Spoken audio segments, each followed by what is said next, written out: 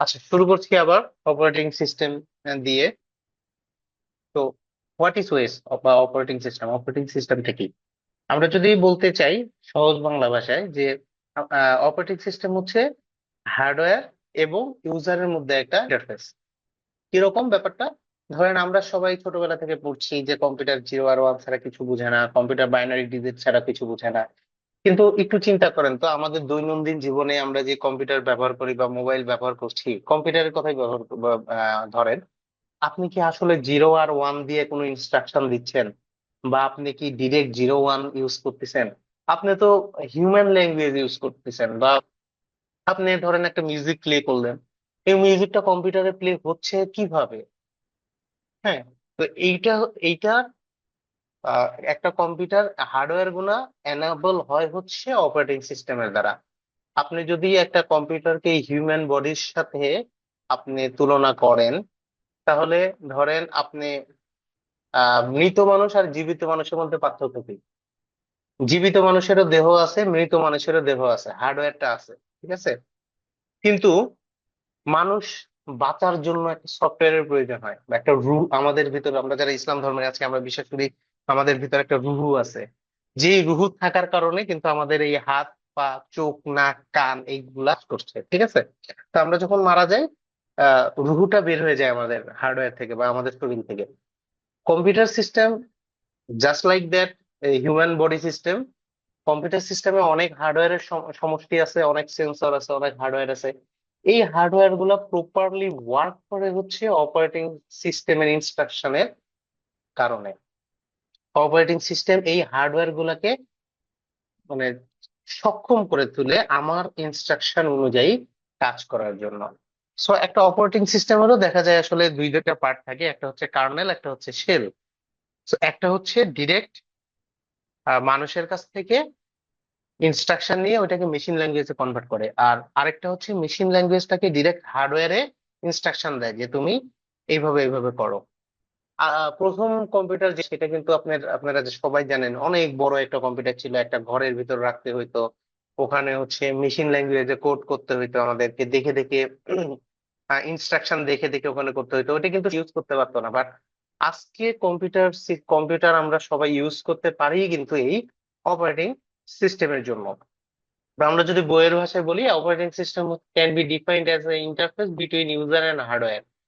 It is responsible for the execution of all process, resource allocation, CPU management, file management and many other task. আমরা মোট কথা আমরা কম্পিউটারে যা করি সবকিছু কিন্তু আমরা অপারেটিং সিস্টেমের উপরেই করি।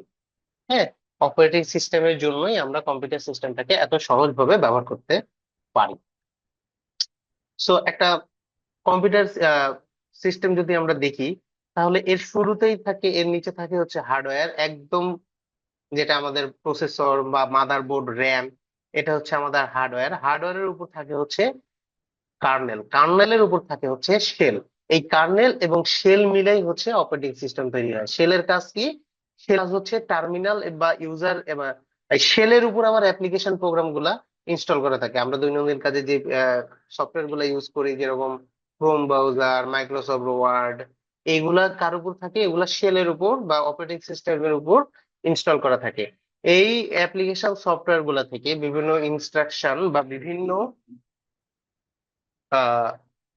কি বলে এটা, বিভিন্ন ইনস্ট্রাকশন, বিভিন্ন জিনিসপত্র আমাদের চাহিদা অনুযায়ী আমরা যে কাজগুলা করতে চাই, এই কাজের আমরা যখন ইনপুট দিই, এই ইনস্ট্রাকশন গুলা শেল প্রথমে নেয়। অ্যাপ্লিকেশন প্রোগ্রাম থেকে শেল নেয়। শেল এটাকে মেশিন ল্যাঙ্গুয়েজে কনভার্ট করে সে কার্নেলকে দেয়। কার্নেল তখন সেই অনুযায়ী কে পারফর্ম করায় যে হ্যাঁ তুমি এটা করো। আপনি ডাবল ক্লিক করে সি ড্রাইভে ঢুকে যাচ্ছেন বা ডি ড্রাইভে ঢুকে যাচ্ছেন। তো ব্যাপারটা আপনার কাছে সহজ, আপনার কাছে হিউম্যান ইন্টারেক্টেবল। বাট আপনি যখন ডাবল ক্লিক করছেন, তার অপোজিটে কিন্তু একটা কমান্ড জেনারেট হচ্ছে, যেটা আপনার ইউজার শেলকে বলছে যে হ্যাঁ আমাকে এখন ডি ড্রাইভে নিয়ে যাও। ডি ড্রাইভ তখন হচ্ছে আপনার কার্নেল তখন আপনার হার্ড ডিস্ককে বলতেছে ভাই তোমার ম্যাগনেটিক যে ডিস্কটা আছে সেটাকে তুমি ডি ড্রাইভের যেই ইয়াগুলো আছে, আমরা পার্টিশন করে ডি ড্রাইভটাকে যেই কি বলে যেই পার্টিশনে রাখছি বা যেই বিটের সিকোয়েন্স সিকোয়েন্স গুলা যেটা ডি ড্রাইভ আছে সেখানে তার ম্যাগনেটিক হেডটাকে নিয়ে যাচ্ছে। এটা এইভাবেই হচ্ছে একটা কম্পিউটার সিস্টেম বা একটা অপারেটিং সিস্টেম আসলে কাজ করে। উইন্ডোজ বলেন বা লিনাক্স বলেন বা ম্যাক ওএস বলেন, সব অপারেটিং সিস্টেমের বেসিক কার্যপ্রণালী কিন্তু এইটাই। ওর মেইন কাজ কি হচ্ছে, সে ইউজারের থেকে ইনপুট নিবে বা অ্যাপ্লিকেশন প্রোগ্রামের মাধ্যমে সে ইউজারের কাছ থেকে ইনস্ট্রাকশন নিবে, তারপর সে হার্ডওয়্যারকে ওই ইনস্ট্রাকশন অনুযায়ী কাজ করাবে। এটাই হচ্ছে একটা অপারেটিং সিস্টেমের মেইন কাজ। তো আমরা যদি একটা কম্পিউটার সিস্টেমের স্ট্রাকচার চিন্তা করি, যে একটা কম্পিউটার সিস্টেম আসলে 5টা কম্পোনেন্ট নিয়ে গঠিত। এবং প্রথমেই হচ্ছে তার ইউজার। হ্যাঁ, ইউজার, কারণ হচ্ছে ইউজার ছাড়া আসলে কম্পিউটার সিস্টেমটা ইউজ করবে কে, তাই না? তো তারপরে থাকে হচ্ছে অ্যাপ্লিকেশন প্রোগ্রাম। আমরা যে প্রোগ্রাম গুলা চালাই, কম্পাইলার, ডাটাবেস বা ভিডিও প্লেয়ার, ব্রাউজার, এগুলাকে বলছি আমরা অ্যাপ্লিকেশন প্রোগ্রাম। এবং এই ইউজার এবং অ্যাপ্লিকেশন প্রোগ্রাম এই দুইটা মিলে হয় হচ্ছে ইউজার ইন। তার নিচে থাকে হচ্ছে সিস্টেম প্রোগ্রাম, যেটা হচ্ছে অপারেটিং সিস্টেম বলতেছি আমরা। সিস্টেম প্রোগ্রাম আর অপারেটিং সিস্টেম, সিস্টেম প্রোগ্রাম গুলো কি, যে শেল, কম্পাইলার্স, এগুলো হচ্ছে সিস্টেম প্রোগ্রাম। এবং থাকে হচ্ছে অপারেটিং সিস্টেম। এবং তার নিচে, একদম নিচে থাকে হচ্ছে আমাদের হার্ডওয়্যারের কম্বিনেশনটা, যেরকম সিপিইউ, ডিস্ক, মেমোরি, রেজিস্টার, এই জিনিসগুলো হচ্ছে থাকে একদম নিচে। তো এটা হচ্ছে একটা মোটামুটি একটা কম্পিউটার সিস্টেমের আর্কিটেকচার বা স্ট্রাকচার। তো একটা অপারেটিং সিস্টেম আমরা এতক্ষণ ধরে শুনে আসছি যে অপারেটিং সিস্টেম একটা অপারেটিং সিস্টেম আসলে কি কি করে। অপারেটিং সিস্টেমের মেইন টাস্ক তো আমরা বললামই, বেসিক টাস্কটাই হচ্ছে সে হিউম্যান বা ইউজারের কাছ থেকে ইনস্ট্রাকশন নেবে এবং সেই ইনস্ট্রাকশন অনুযায়ী হার্ডওয়্যারকে রান করাবে, হার্ডওয়্যারের কাছ থেকে সেই ইনস্ট্রাকশন গুলা এক্সিকিউট করে নিবে। এটাই হচ্ছে একটা অপারেটিং সিস্টেমের কাজ। তো এই কাজটা সে আহ, এই কাজটা, তো এটা নন টেকনিক্যাল হিসেবে আমি বললাম। টেকনিক্যালি যদি আমি টেকনিক্যাল টার্ম ইউজ করি, তাহলে একটা অপারেটিং সিস্টেম আসলে প্রসেস ম্যানেজমেন্ট ম্যানেজমেন্ট করে, প্রসেস গুলা সিঙ্ক্রোনাইজেশন করে, মেমোরি ম্যানেজমেন্ট করে, সিপিইউ শিডিউলিং করে, ফাইল গুলা কোথায় থাকবে ফাইল ম্যানেজমেন্ট করে, এবং সিকিউরিটি ইনশিওর করে। আশা প্রসেসটা আসলে কি, একটা প্রসেস হচ্ছে আহ, বিভিন্ন ইনস্ট্রাকশন বা সেট অফ ইনস্ট্রাকশন যেটা এক্সিকিউট হবে, এটাই হচ্ছে একটা প্রসেস। মূলত আমরা আমরা যে কাজগুলা করি সেই কাজগুলাকে ছোট ছোট ছোট ছোট ভাগ করে এক একটা প্রসেস হিসেবে কম্পিউটার তার সিপিইউ তে রান করায়, ইনস্ট্রাকশন গুলা রান করায়। তো একটা প্রসেস হচ্ছে, আহ, যদি টেকনিক্যালি বলতে যাই, যে পার্ট অফ প্রোগ্রাম যেটা এক্সিকিউট হবে। ঠিক আছে।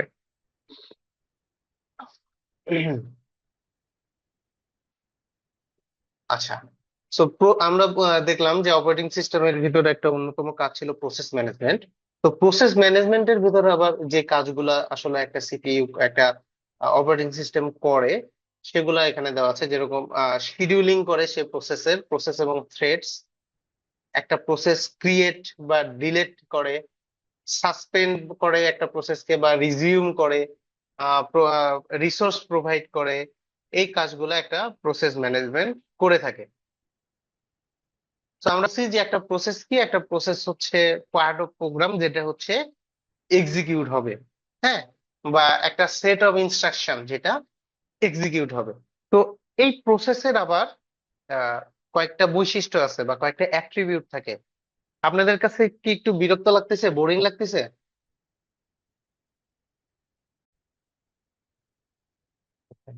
সো এক প্রসেসের আবার কিছু অ্যাট্রিবিউট আছে, যেমন একটা প্রসেস আইডি থাকে, তার প্রোগ্রাম কাউন্টার থাকে। প্রোগ্রাম কাউন্টার কি, এটা এটা হচ্ছে মানে স্টেট গুলা। প্রোগ্রাম কাউন্টারটা এটা ইনশাল্লাহ computer architecture, microprocessor and computer architecture যেদিন বলবেন সেদিন এটা আর একটু ক্লিয়ার হবে আপনাদের। তারপর হচ্ছে একটা প্রসেসের স্টেট থাকে, প্রায়োরিটি থাকে, আহ রেজিস্টার থাকে, কতগুলা, তার ওপেন একটা লিস্ট থাকে। এই কিছু মানে এগুলো হচ্ছে অ্যাট্রিবিউট অফ এ প্রসেস। এটা পরীক্ষার জন্য ইম্পর্টেন্ট না, জাস্ট জানানোর জন্য আপনাদেরকে পড়াচ্ছি। তবে এইটা ইম্পর্টেন্ট যে একটা প্রসেসের কতগুলা স্টেট থাকে। একটা প্রসেস যখন সৃষ্টি হয়, আপনি যখন একটা ইনস্ট্রাকশন দেন, আপনি যখন একটা ইনস্ট্রাকশন ক্রিয়েট করেন, তখন হচ্ছে একটা প্রসেস কেবল সৃষ্টি হয়। তো ওই প্রসেসটা ক্রিয়েট হওয়াকে আমরা আমরা যে স্টেটটা বলি সেটা হচ্ছে নিউ স্টেট। মানে আপনি একটা ইনস্ট্রাকশন দিলেন, মানে একটা প্রসেস একটা নিউ স্টেটে আসলো। ঠিক আছে? নিউ স্টেট থেকে সে এক্সিকিউশনের জন্য রেডি হয়। শুরুতে সে আসে, তারপর সে রেডি হয় এক্সিকিউশনের জন্য। কারণ এক্সিকিউশনের জন্য তার যে রিসোর্স গুলা লাগবে, সেই রিসোর্স গুলো যদি সে পায়, তখন সে রেডি স্টেট থেকে রানিং স্টেটে যায়। ঠিক আছে? তাহলে একটা প্রসেস শুরুতে ক্রিয়েট হওয়ার সাথে সাথে সে নিউ স্টেটে আসে। নিউ স্টেট থেকে সে শিডিউলিং অ্যালগোরিদমের কাছে যায়, রেডি স্টেটে আসে আর কি। রেডি স্টেট থেকে যদি সে রিসোর্স পায়, তখন সে রানিং স্টেটে যায়। রানিং স্টেট থেকে সে কমপ্লিট হয়ে গেলে সে টার্মিনেশনে চলে যায়। এটা হচ্ছে একটা স্টেট। আবার এরকমও হয় যে সে রেডি স্টেট থেকে রানিং স্টেটে আসছে, রানিং স্টেটে রানিং স্টেটে আছে, সে রেডি স্টেটে আছে কিন্তু রিসোর্স পাচ্ছে না। তখন তাকে কিছু সময়ের জন্য কিন্তু ওয়েট করতে হয়, তখন এটাকে বলা হয় হচ্ছে ওয়েটিং স্টেট। হ্যাঁ। আবার এরকম হয় সে আহ, একটা প্রসেস রান হচ্ছে, হঠাৎ করে তার চেয়ে বড় প্রায়োরিটির একটা প্রসেস আসছে। তখন কম্পিউটার কি করে, কম্পিউটার সিপিইউ তখন যেটা করে, ওর প্রসেসকে হোল্ড করে রাখে। হোল্ড করে রাখে, তারপরে সে বেশি প্রায়োরিটির যেই প্রসেসটা সেটাকে সে রান করায়। তো একদিকে কিন্তু ওই বেশি প্রায়োরিটির প্রসেসটা রান হচ্ছে, এবং এ কিন্তু ঠিক সেই সময়ে ওয়েট স্টেটে আছে বা ব্লক স্টেটে আছে বা তাকে সাসপেন্ড স্টেটে রাখা হয়েছে। দেখেন, ধরেন যদি অন্য একটা প্রায়োরিটি দিয়ে আসে, তখন এ হচ্ছে ওয়েট স্টেটে থাকে। তারপরে যখন আবার ওই বেশি প্রায়োরিটির প্রসেসটা টার্মিনেট হয়ে যায়, এক্সিকিউট হয়ে যায়, তখন এ আবার রেডি স্টেটে আসে এবং আবার সে রিসোর্সটা নেয়, নিয়ে সে আবার রানিং স্টেটে চলে আসে। এখন রানিং স্টেট থেকে কমপ্লিট হয়ে গেলে সে টার্মিনেশনে চলে যায়। না হলে আর এর ভিতর যদি আবার একটা বড় মানে হায়ার প্রায়োরিটির প্রসেস আসে, তাহলে সিপিইউ তাকে আবার ওয়েটিং বা ব্লক স্টেটে রেখে দেয়। সো এরকম হচ্ছে প্রসেসের আসলে 7টার মতো স্টেট আছে, যেরকম নিউ, রেডি, রানিং, এগুলো তো বুঝলেন। ব্লক বা ওয়েট, কমপ্লিশন ও termination, suspend ready, suspend wait. Suspend ready বলতে আমরা কি বলছি?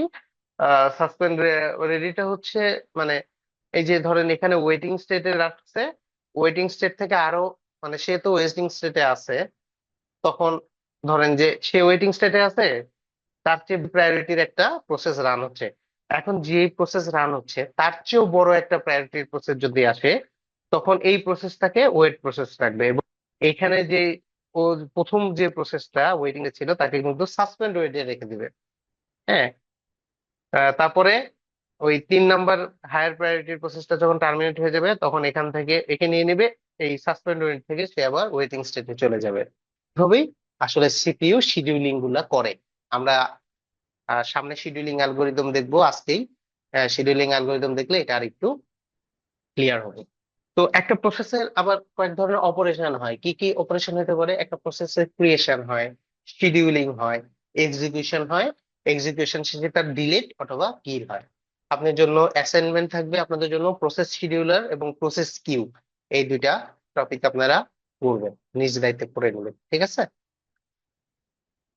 আচ্ছা, এখন এইটা একটু দেখেন। এইটার উপর এই যে আপনার সামনে যে ম্যাথ গুলো আছে, সবগুলা এইটার খুবই সহজ ম্যাথ, ক্লাস 3-4 এর ম্যাথের মতো, কিন্তু আপনাকে টার্মিনোলজি গুলা জানতে হবে।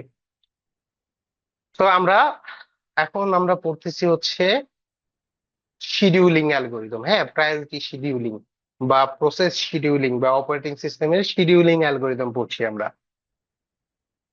তো শিডিউলিং অ্যালগোরিদম পড়ার আগে আমাদের শিডিউলিং রিলেটেড বিভিন্ন টাইমের সংজ্ঞা আমাদেরকে জানতে হবে। তো প্রথম যেটাকে আমরা বলছি যে অ্যারাইভাল টাইম বা এটি। দেখেন এখানে কি লেখা আছে, this is the time in which any process enter into the ready state. তাহলে রেডি স্টেটে যখন একটা প্রসেস আসে তখন যেই টাইমে একটা প্রসেস রেডি স্টেটে আছে সেটাকে বলা হচ্ছে তার অ্যারাইভাল টাইম।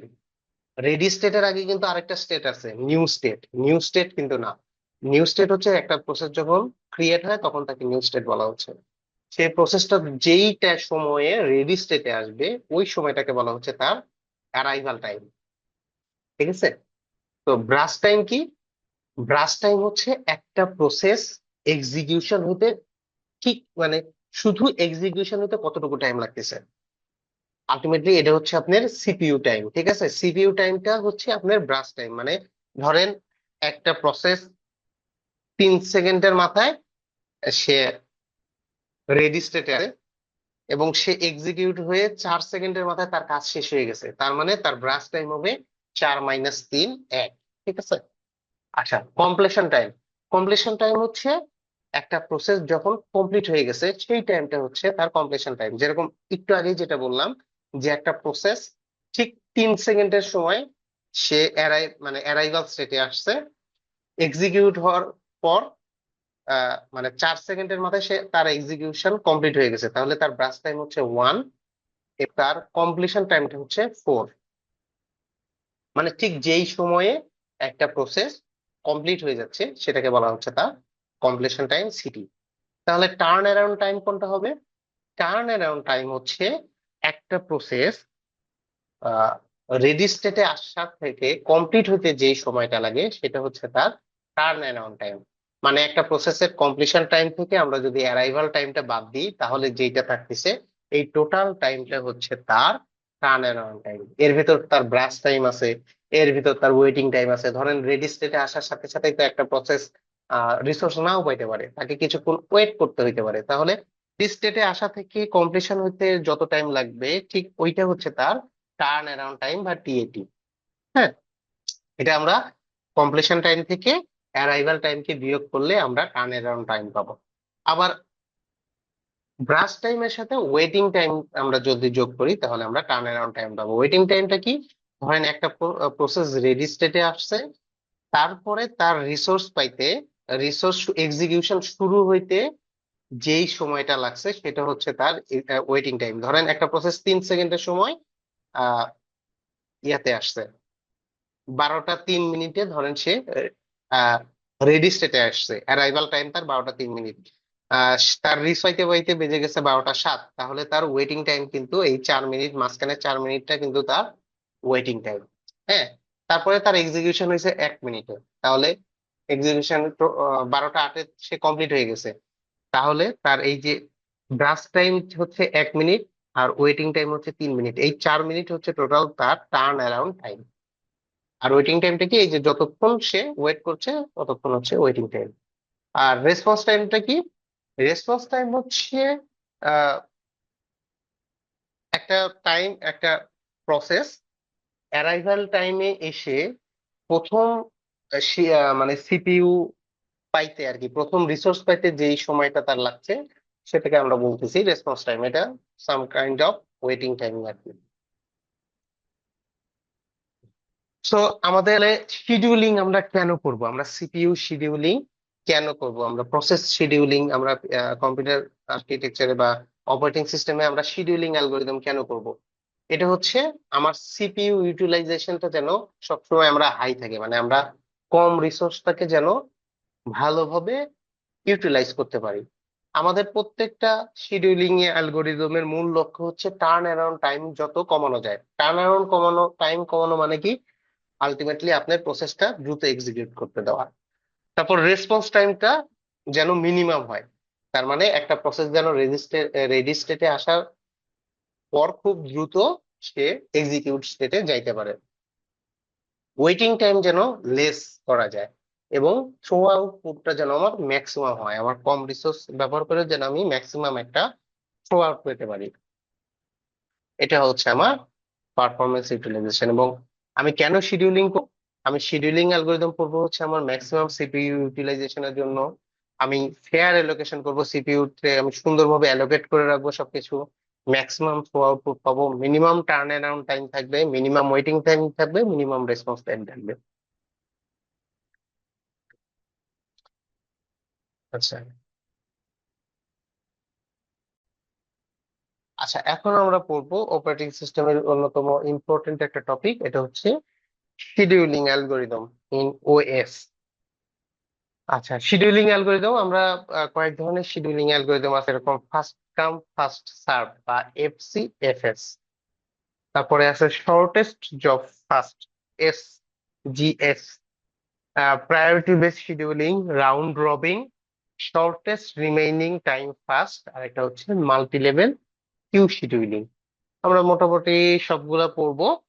তো শুরুতে আমরা একটা বুঝবেন, একটু কষ্ট করে একটা বুঝেন, একটা বুঝলে বাকি সবগুলা আপনাদের জন্য সহজ হয়ে যাবে। তো শুরুতেই আমরা পড়তেছি হচ্ছে ফার্স্ট কাম ফার্স্ট সার্ভ। তো এই নামটা শুনেই আপনারা বুঝতেছেন যে এই অ্যালগোরিদম কিভাবে কাজ করবে।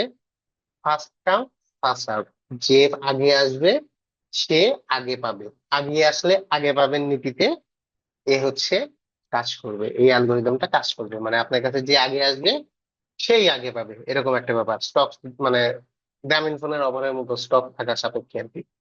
হ্যাঁ, স্টক থাকা সাপেক্ষে যে আগে আসবে সে আগে পাবে। তো এটার কিছু অ্যাডভান্টেজ আছে, কিছু ডিসঅ্যাডভান্টেজ আছে। অ্যাডভান্টেজটা কি? আসলে এটা অনেক সিম্পল, এই শিডিউলিংটা করা অনেক সিম্পল, অনেক ইজি। আর ডিসঅ্যাডভান্টেজটা কি? ডিসঅ্যাডভান্টেজটা হচ্ছে আহ আচ্ছা, ডিসঅ্যাডভান্টেজ আমি পড়াচ্ছি। আমরা এই শিডিউলিং অ্যালগোরিদমটা দেখার পরেই আমরা ডিসঅ্যাডভান্টেজটা পেয়ে যাব আশা করা যায়। আচ্ছা, এর আগে আমরা দুইটা জিনিস নিয়ে কথা বলবো, একটা হচ্ছে প্রিমিটিভ আর একটা হচ্ছে নন প্রিমিটিভ। এই দুইটা কি আপনারা কেউ জানেন, শুনেছেন আগে? এই টার্মিনোলজি দুইটা শুনছেন, প্রিমিটিভ আর নন প্রিমিটিভ? না ভাই, শুনিনি। আচ্ছা, প্রিমিটিভ হচ্ছে, ধরেন আপনি উম, ধরেন আপনারা দুইটা বন্ধু একটা প্রিন্টার ইউজ করেন, হ্যাঁ। তো আপনি প্রিন্ট করতে দিচ্ছেন একসাথে 10টা পেজ।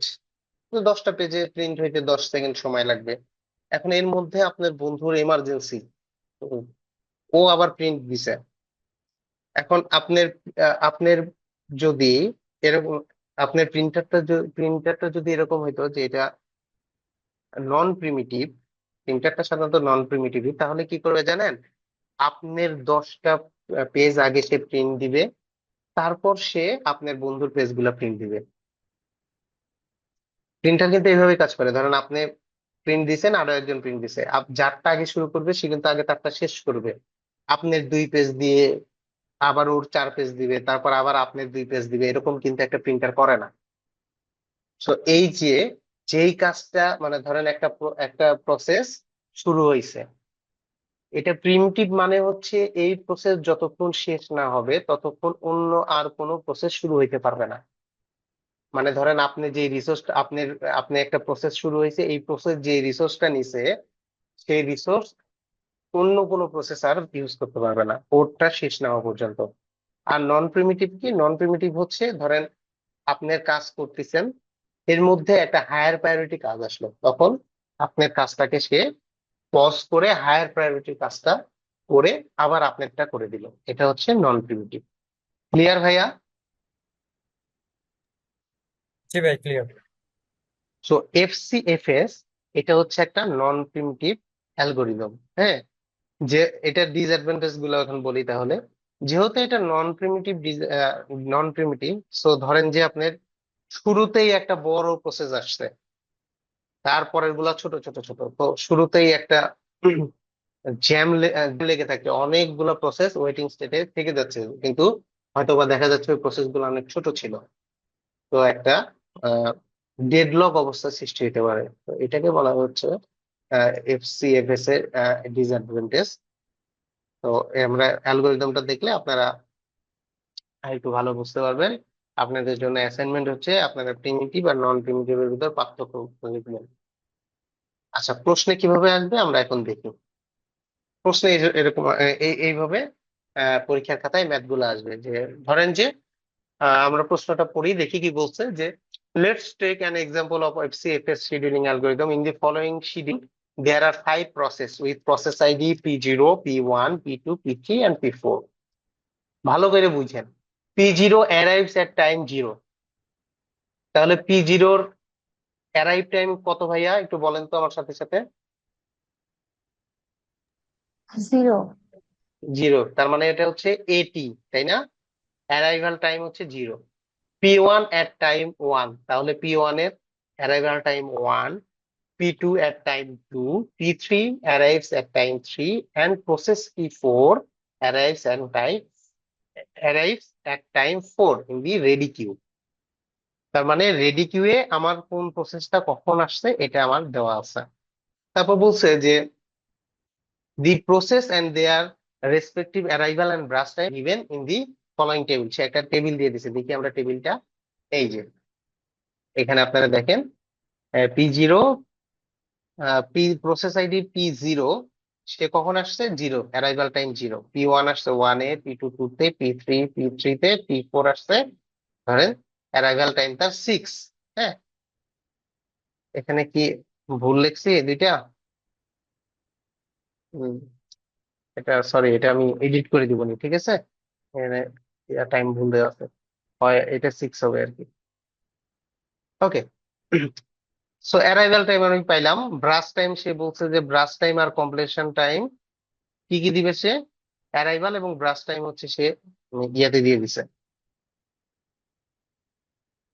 ওকে, তাহলে সে ব্রাশ টাইম দিয়ে দিছে 2, 6, 4, 9, 12 এই পর্যন্ত, মানে এই ব্রাশ টাইম পর্যন্ত কিন্তু আপনারা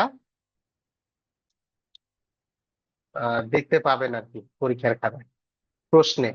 তারপরের গুলা কিন্তু আপনাকে বের করতে হবে, ঠিক আছে? তো আপনি এখন বলতে পারেন ভাই আমি কিভাবে বের করব, চলেন আমরা দেখি কিভাবে বের করবো এটা। ধরেন এই যে প্রসেস আইডি এবং অ্যারাইভাল টাইম এবং ব্রাশ টাইমটা দেওয়া আছে। এখন আমরা বের করব completion time, turn around time আর ওয়েটিং টাইম। আমাদের বের করতে হবে হচ্ছে এভারেজ ওয়েটিং টাইম। তো এভারেজ ওয়েটিং টাইম বের করার জন্য আগে ওয়েটিং টাইম বের করতে হবে। ওয়েটিং টাইম বের করার জন্য টার্ন অ্যারাউন্ড টাইম বের করতে হবে। টার্ন অ্যারাউন্ড টাইম তো আপনি কমপ্লিশন টাইম ছাড়া পাবেন না, কারণ টার্ন অ্যারাউন্ড টাইম মানে কি কমপ্লিশন টাইম বিয়োগ ব্রাশ টাইম। সো প্রশ্নে দেওয়া আছে হচ্ছে অ্যারাইভাল টাইম আর ব্রাশ টাইম, আপনাকে বের করতে হবে এভারেজ ওয়েটিং টাইম। সো দেখি আমরা এখান থেকে এই চার্টটা দেখি। হ্যাঁ, এই জ্ঞান চার্টটা দেখি যে P0 এর আসছে 0 টাইম, এর ব্রাশ টাইম কত ভাইয়া 2। তাহলে এটা FCFS, যে আগে আসবে সে আগে পাবে। তাহলে এই প্রসেসটা কতক্ষণ চলবে বলেন তো একটু মুখে মুখে? 2 পর্যন্ত, তাই না? 2 তাহলে এর পর্যন্ত ব্রাশ জি। টাইম বা এর এক্সিকিউশন টাইম তো 2। তাহলে এই P0টা চলছে 2 পর্যন্ত। এই 2 এর মধ্যে দেখেন P1 চলে আসছে, P2 চলে আসছে। P1 আসছে হচ্ছে টাইম, অ্যারাইভাল টাইম 1, P2 প্রসেসের অ্যারাইভাল টাইম হচ্ছে 2। তাহলে এটার ভিতর এখন কে আগে শুরু হবে, কোন প্রসেসটা আগে শুরু হবে? P0 1। শেষ, 1। কেন 1 শুরু হবে? কারণ ফার্স্ট কাম P1 আগে ফার্স্ট আসছে। সার্ভ। হ্যাঁ, তাহলে এ কখন শুরু হবে? P1টা কখন শুরু হবে? 2 এর পর থেকে, তাই না? কারণ 2 পর্যন্ত তো আমার P0 হয়ে গেছে। জি তাহলে জি। 2 পর্যন্ত P0 ছিল, এরপরে আসছে P1। ফার্স্ট টাইম কত 6। তাহলে সে 2, 3, 4, 5, 6, 7, 8, 8 পর্যন্ত চলবে হচ্ছে P1। এই টাইমগুলো হচ্ছে আপনার সিপিইউ টাইম আর কি। হ্যাঁ, তাহলে এই 8 এর মধ্যে বাকি সবগুলো চলে আসছে না? এখন বাকি প্রসেস কি কি আছে? P2, P3, P4 সবগুলো এখন রেডি কিউতে আছে। তাহলে এরপরে কে চান্স পাবে? P2, কারণ P2 আগে আসছে। P2 এর ব্রাশ টাইম কত 4।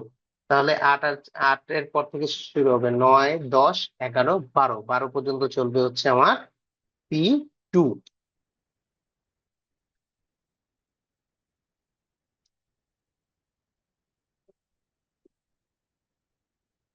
এই যে 12 পর্যন্ত চলবে হচ্ছে P2, ঠিক আছে? তারপরে কে চলবে? তারপর চলবে P3। P3 এর টাইম কত? P3 এর বাস টাইম হচ্ছে 9। তাহলে 12-র পর থেকে 21 পর্যন্ত চলবে হচ্ছে P3। তারপরে P4 শুরু হবে 21, তার বাস টাইম হচ্ছে 12। তাহলে 21 আর 12, 33, 33 পর্যন্ত চলবে হচ্ছে P4। আমরা কি এইটুকু বুঝতে পারছি, এই চারটুকু? সবাই একটু কথা বলেন তো, এই চারটুকু কি আমরা বুঝতে পেরেছি? জি, বুঝছি ভাইয়া এগুলো।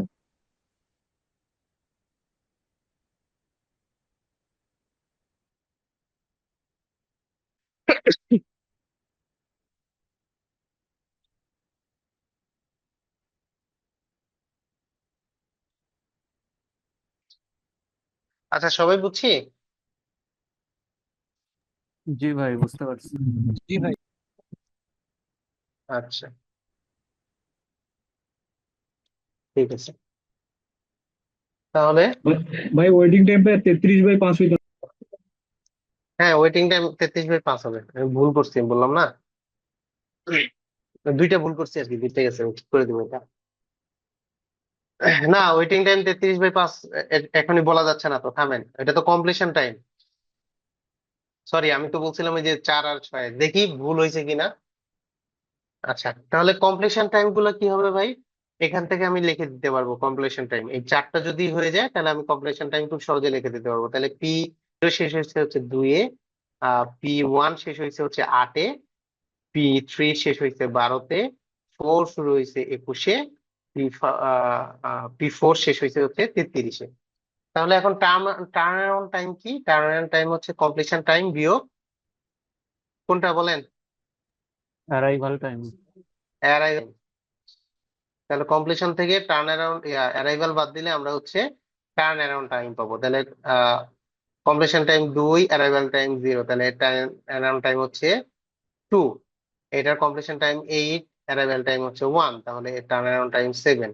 এর কমপ্লিশন টাইম টাইম হচ্ছে 12 - 2 10, 21 - 3 18, 33 - 6 29। এবার আসেন আমরা ওয়েটিং টাইম বের করবো। তাহলে ওয়েটিং টাইমটা কি হবে?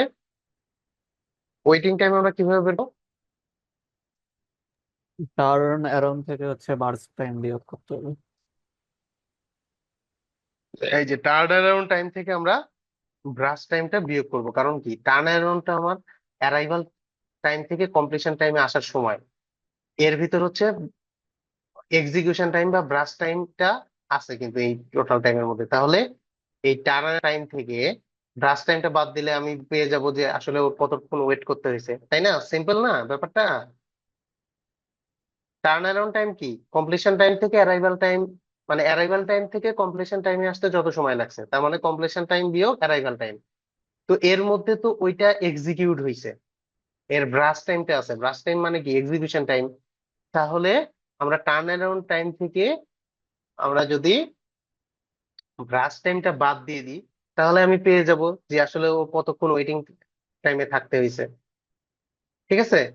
বা এখানে যদি কখনো ওয়েটিং টাইমও দেওয়া থাকে, ব্রাশ টাইমও দেওয়া থাকে, তাহলে ব্রাশ টাইম আর ওয়েটিং টাইম যোগ করলে আমরা টার্ন অ্যারাউন্ড টাইম পেয়ে যাব না? বুঝতে পারছেন? এলোমেলো লাগছে, সহজ কিন্তু ব্যাপারটা। বলেন তো একটু সবাই দেখি।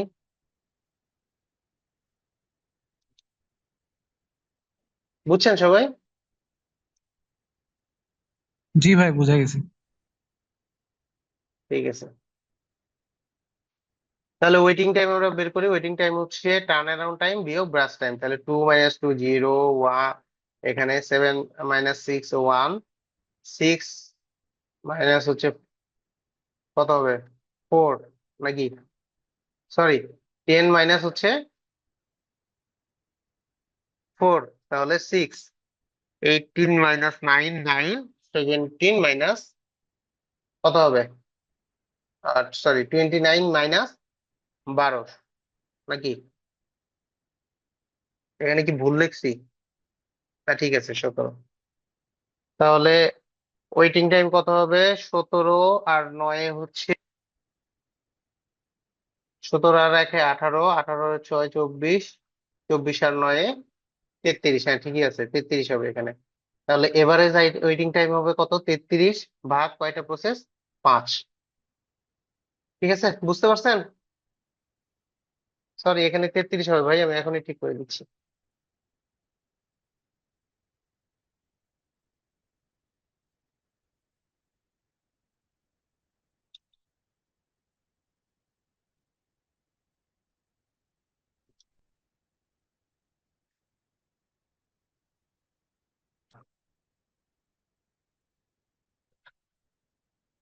ভাইরা বুঝতে পারছেন? কোনো প্রশ্ন আসে?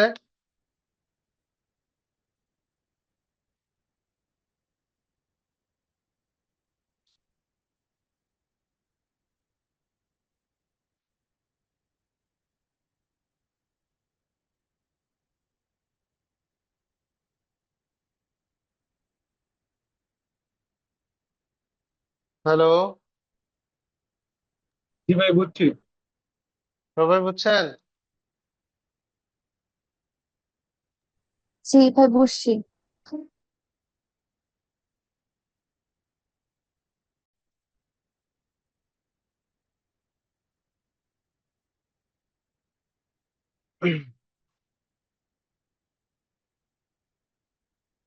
আচ্ছা, এখন বলেন যে ফার্স্ট কাম ফার্স্ট সার্ভে কি কি ঝামেলা হইতে পারে?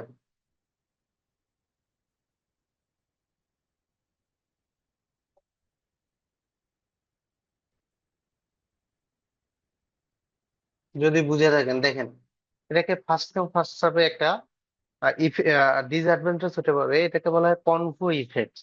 কনভো ইফেক্ট কি দেখেন, অনেক বড় একটা জব ধরেন প্রথমে চলে আসছে এবং তারপরে জবগুলো খুব ছোট ছোট, তাহলে কি এই বড় জবটা যদি না করে ছোট ছোট জবগুলো ছেড়ে দিলে ওর রিসোর্সটা ব্লক কম হয়ে থাকতো না?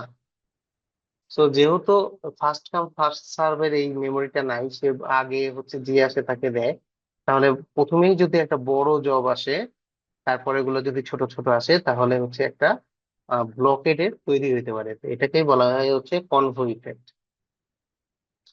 তো এই কনভো ইফেক্ট থেকে বাঁচার জন্য যেটা করা হয় সেটা হচ্ছে শর্টেস্ট জব ফার্স্ট শিডিউলিং। বুঝতেই পারতেছেন? ভাইয়া এটা হলে কি আরেকবার, ভাইয়া আরেকবার কনভো ইফেক্টটা। কনভো ইফেক্টটা হচ্ছে, এই যে দেখেন, এখানে যদি এই শুরুতেই এই মানে P4টা আসতো তাহলে কি হইতো? তাহলে 12 সেকেন্ড ধরে ধরেন চলতেছে, বাকি সবগুলা ইয়াতে থেকে যেত না, কিউতে থেকে যেত না? P0 P1 এগুলো তো অনেক ছোট ছোট ব্রাশ টাইম ধরেন, এর হচ্ছে 2, এর হচ্ছে 4।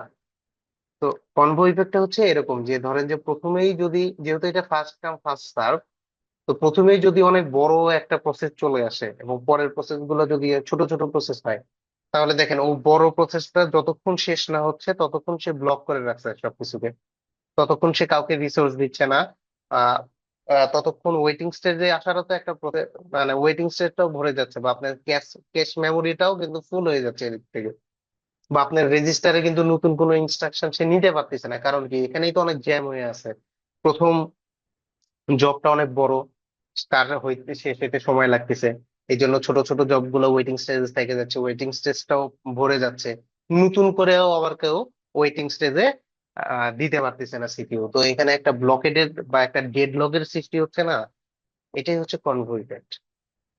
এই ছবিটা দেখেন, তো যত ধরেন রাস্তা ধরেন, এটা একটা ওয়ান ওয়ে রাস্তা, তো যতক্ষণ রাস্তা না যাবে আর কি, সিঙ্গেল লেনের রাস্তা ধরেন যে একটাই গাড়ি যেতে পারে, তাহলে আর এটার স্পিড হচ্ছে আপনার ধরেন যে কি বলবো, এটা ধরেন একটা 30 কিলোমিটার/আওয়ার বেগে চলতেছে, তাহলে এই গাড়িগুলা অনেক ভালো হয়েও কি লাভ আছে? এই এই গাড়িগুলোকে তো এদের পিছনেই যাইতে হচ্ছে। তো এইখানে একটা ট্রাফিক জ্যামের সৃষ্টি হচ্ছে না? এটাই হচ্ছে কনভয়। বুঝতে পারছেন? জি বুঝছি। হুম। এবার আসি আমরা আরেকটা শিডিউলিং অ্যালগোরিদমে, এটা হচ্ছে শর্টেস্ট জব ফার্স্ট।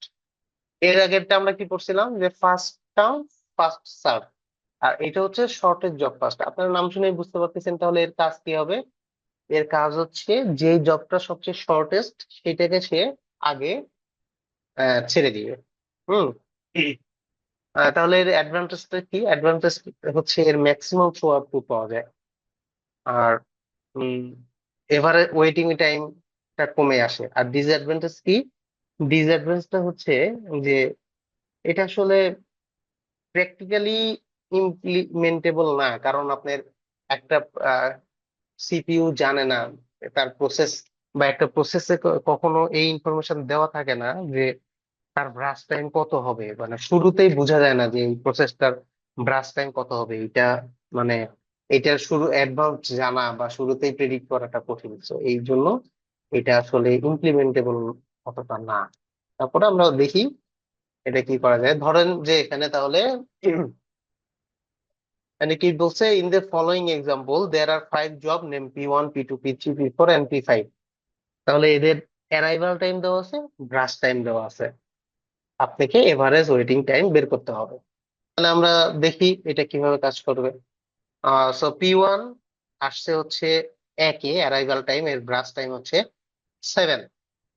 সো যেহেতু ও আসছে শুরুতেই, তো ও তো এক্সিকিউটে চলে যাবে তাই না?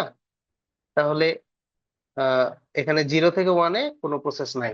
1-এ P1 আসছে, এর ব্রাশ টাইম হচ্ছে 7, তাহলে 1 2 3 4 5 6 7 8, 8 পর্যন্ত চলবে হচ্ছে 8 পর্যন্ত চলবে হচ্ছে P1। এখন এই 8 হইতে হইতে দেখেন 2 নাম্বার প্রসেস চলে আসছে, 3 নাম্বার প্রসেস চলে আসছে, 4 নাম্বার প্রসেস চলে আসছে, 5 নাম্বারটা আসে নাই, 2 3 4 কিন্তু চলে আসছে। এখন সিপিইউ দেখবে যে আমার ওয়েটিং স্টেজে আছে 2 3 4, এর ভিতর ব্রাশ টাইম কার সবচেয়ে কম? ব্রাশ টাইম সবচেয়ে কম হচ্ছে প্রসেস 3-এর। তাহলে সে এখন এই P3টাকে সে এখন রিসোর্স দিবে। তাহলে এই যেহেতু P3 হচ্ছে শর্টেস্ট, সেহেতু সে এখন P3 কে রিসোর্স দিবে। তাহলে এই 8-এর পর থেকে শুরু হলো P3, কতক্ষণ চলবে? 2 10, 10 পর্যন্ত P3 হয়ে গেল, P3 কমপ্লিশন টাইম হচ্ছে 10। তাহলে P3 শেষ। এখন ওয়েটিং স্টেজে কে কে আছে? P2 P3 P5, কারণ P5 এর অ্যারাইভাল টাইম দেখেন 9। তাহলে P2 সরি P2 P3 তো হয়ে গেছে, P2 P4 P5 হচ্ছে আপনার ওয়েটিং স্টেজে আছে। তাহলে এই P2 P4 P5 এর মধ্যে ব্রাশ টাইম কার সবচেয়ে কম ভাইয়া বলেন তো? P2। P2। তাহলে এখন রিসোর্স পাবে P2। তাহলে 10-এর পর থেকে শুরু হলো P2, কতক্ষণ চলবে? 3 পর্যন্ত, তাহলে 13 পর্যন্ত P2 থেমে গেল, শেষ হয়ে গেল, কমপ্লিট হয়ে গেল। এরপর আছে হচ্ছে P4 আর P5, তার মধ্যে শর্টেস্ট কার? ব্রাশ টাইম সবচেয়ে কম কার? P5। P5 এর। তাহলে এখন P5 শুরু হলো, কতক্ষণ শুরু হবে? 8 পর্যন্ত যাবে, তাহলে 13 আর 8-এ 21। তারপর এখন P4 সে রিসোর্স পাইলো এবং সে এক্সিকিউট করবে। তাহলে এখন এখান থেকে এই চার্ট করে নেওয়ার পর এই চার্ট থেকে আপনারা কমপ্লিশন টাইম বের করবেন। এরকম ম্যাথ আসে এবং ম্যাথ থাকলে অবশ্যই চার্টটা করে নেবেন, তাহলে কমপ্লিশন টাইম বের করা খুবই ইজি হয়ে যাবে। তাহলে P1 এর কমপ্লিশন টাইম হচ্ছে P3 তে 13, P2 13, এই যে P2 13, P3 হচ্ছে 10। দেখেন আবার 10 13 লিখে দিয়েন না, P3 কিন্তু 10 কিন্তু P3 পি সরি P2 এর কিন্তু হচ্ছে আপনার 13, আর P3 হচ্ছে 10, দেখছেন?